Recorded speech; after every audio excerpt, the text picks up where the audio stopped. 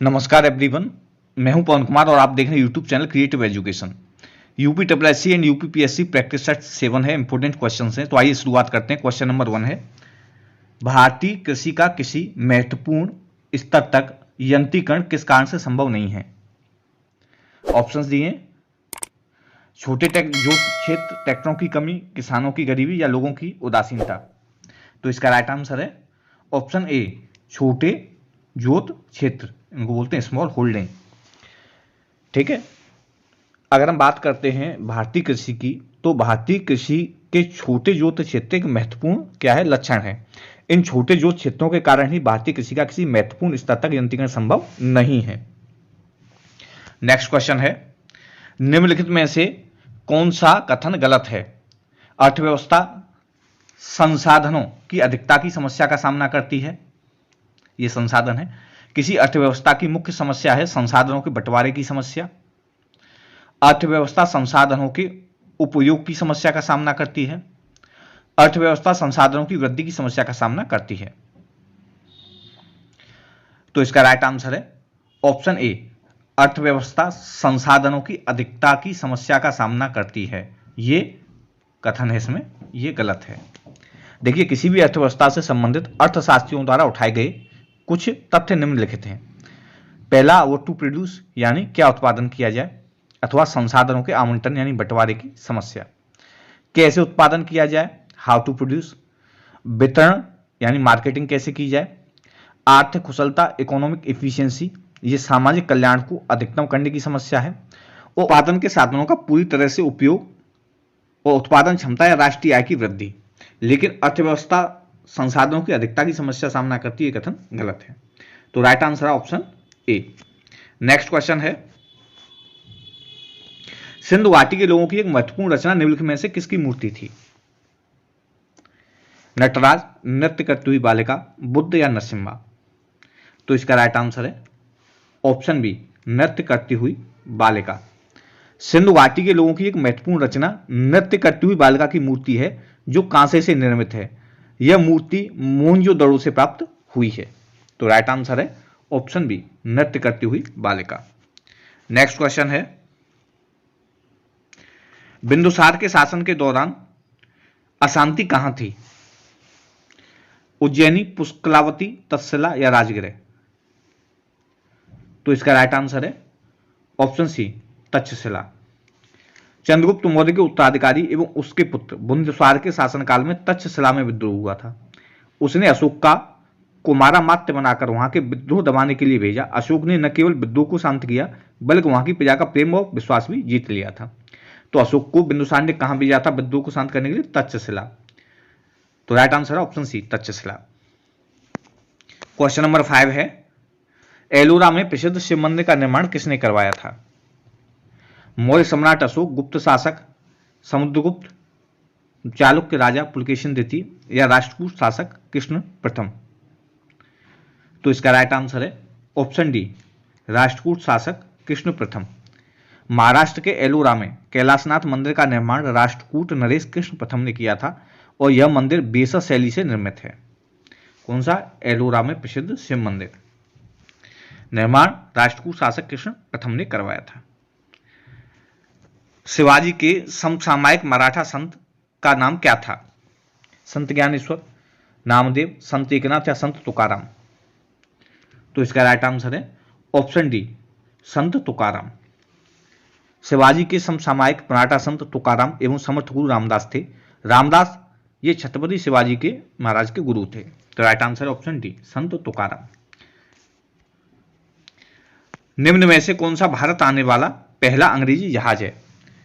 Elizabeth, Bengal, red dragon या Mayflower. तो इसका राइट आंसर है ऑप्शन सी, रेड ड्रैगन।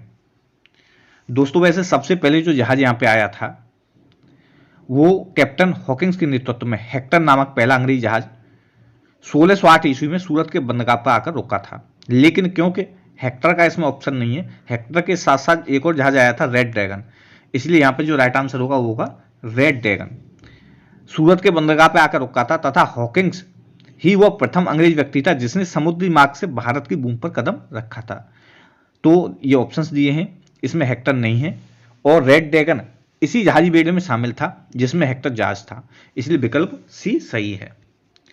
क्वेश्चन नंबर 8 है, भारत के सम्मानीय बुजुर्ग दादाजी के नाम से कौन विख्यात है? तो इसका राइट आंसर है ऑप्शन ए, दादा भाई नौरोजी।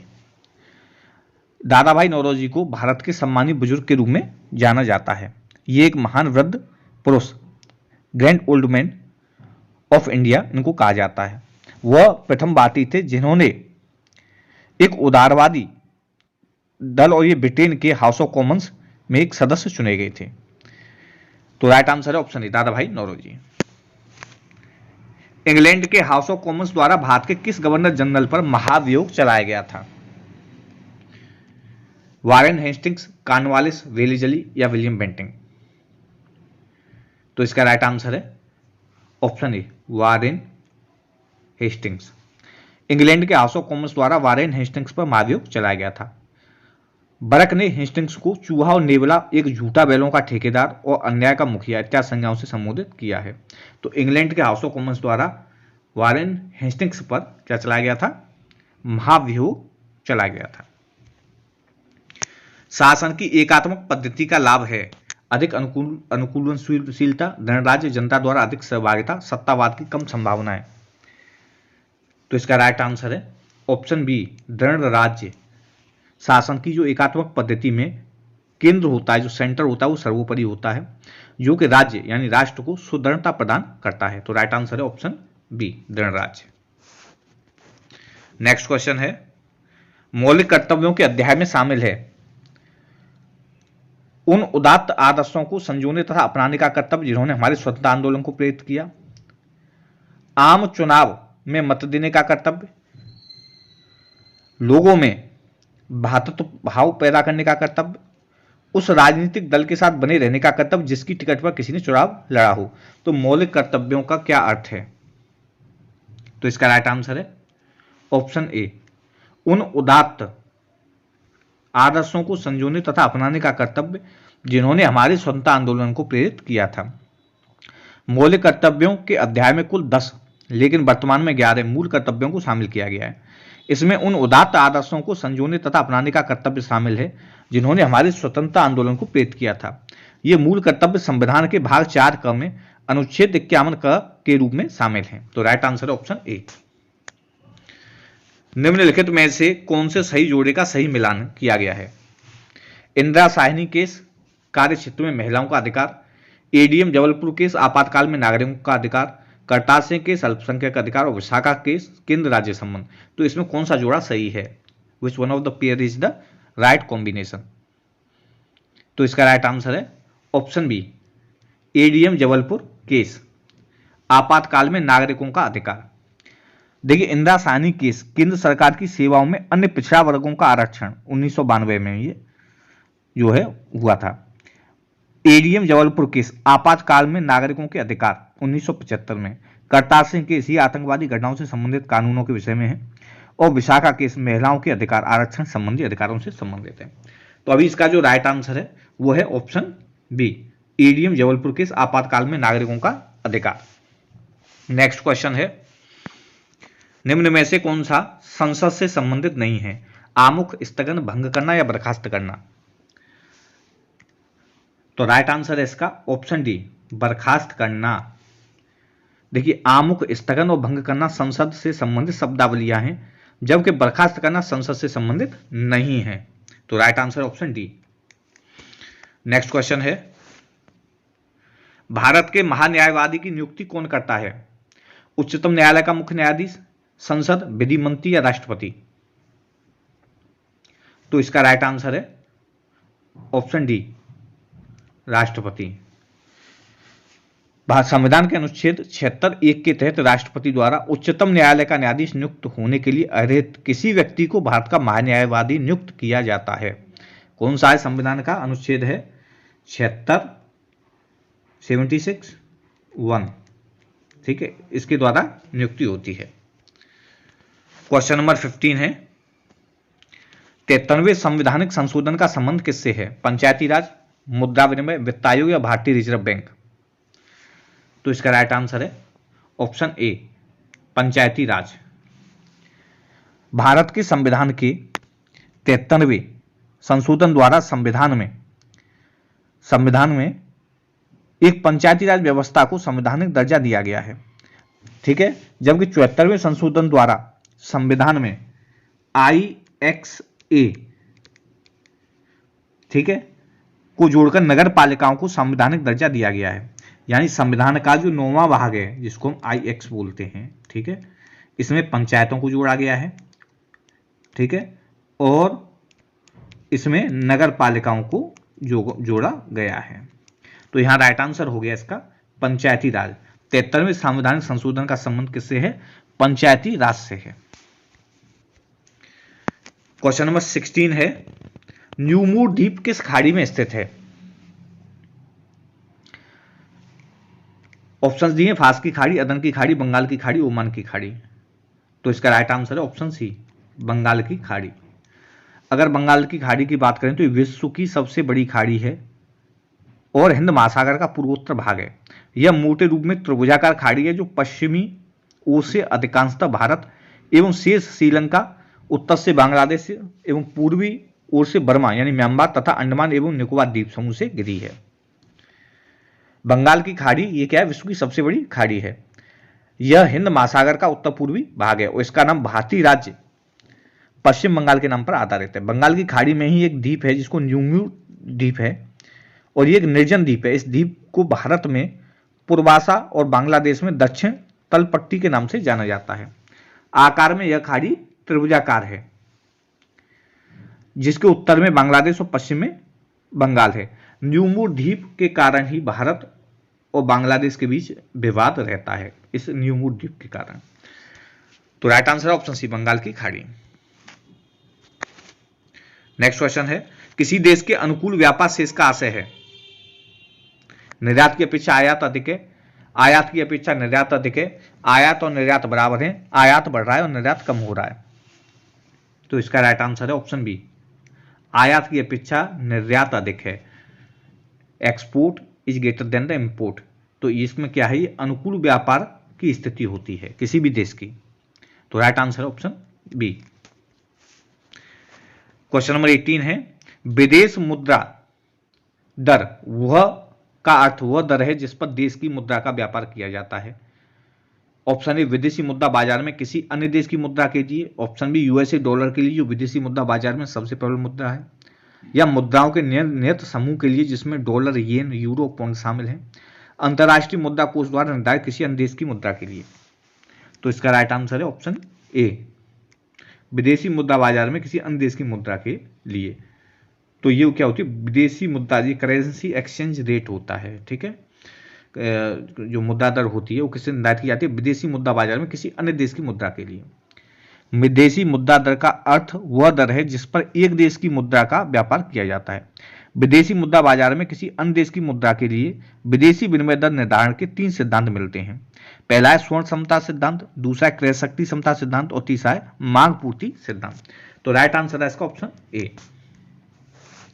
क्वेश्चन नंबर 19 है, विश्व व्यापार संगठन की स्थापना कब हुई थी? 1991, 95, 97 या 99? तो इसका राइट आंसर है ऑप्शन बी, 1995। विश्व व्यापार संगठन की जो स्थापना हुई थी वो 1995 में हुई थी। नेक्स्ट क्वेश्चन है, आर्थिक सहायता सरकार द्वारा किसको दिया जाने वाला भुगतान है? ऑप्शंस दिए, उपभोक्ता यूनिट, उत्पादक यूनिट, बैंकिंग यूनिट या सेवानिवृत्त व्यक्ति। जो आर्थिक सहायता सरकार द्वारा दी जाती है वो ये किसको दिया जाने वाला एक भुगतान है। तो इसका राइट आंसर है ऑप्शन बी, उत्पादक यूनिट। आर्थिक सहायता सरकार द्वारा उत्पादक यूनिट को दिया जाने वाला भुगतान है। नेक्स्ट क्वेश्चन है, अवैध रूप से निरुद्ध हवालाती पाए गए किसी व्यक्ति की रिहाई निश्चित करने के लिए जारी की गई रिट यानी आदेश कौन सा है? परमादेश, बंदी प्रत्यक्षीकरण, उत्प्रेषण या प्रतिषेध? तो इसका राइट आंसर है ऑप्शन बी, बंदी प्रत्यक्षीकरण। बंदी प्रत्यक्षीकरण ये सुप्रीम कोर्ट या कोर्ट के द्वारा दिया जाने वाला एक आदेश है। ये कानूनी आज्ञा पत्र होता है जिसके द्वारा किसी गैर कानूनी कारणों से गिरफ्तार व्यक्ति को रिहाई मिल जाती है। बंदी प्रत्यक्षीकरण आज्ञा पत्र अदालत द्वारा पुलिस या अन्य गिरफ्तार करने वाली राजकीय संस्था को यह आदेश जारी करता है कि बंदी को अदालत में पेश किया जाए और उसके विरुद्ध लगे हुए आरोपों को अदालत में बताया जाए। यह आज्ञा पत्र गिरफ्तार हुए व्यक्ति स्वयं या उसका कोई सहयोगी जैसे कि उसका वकील न्यायालय से याचना करके प्राप्त कर सकता है। तो राइट आंसर है ऑप्शन बी, बंदी प्रत्यक्षीकरण।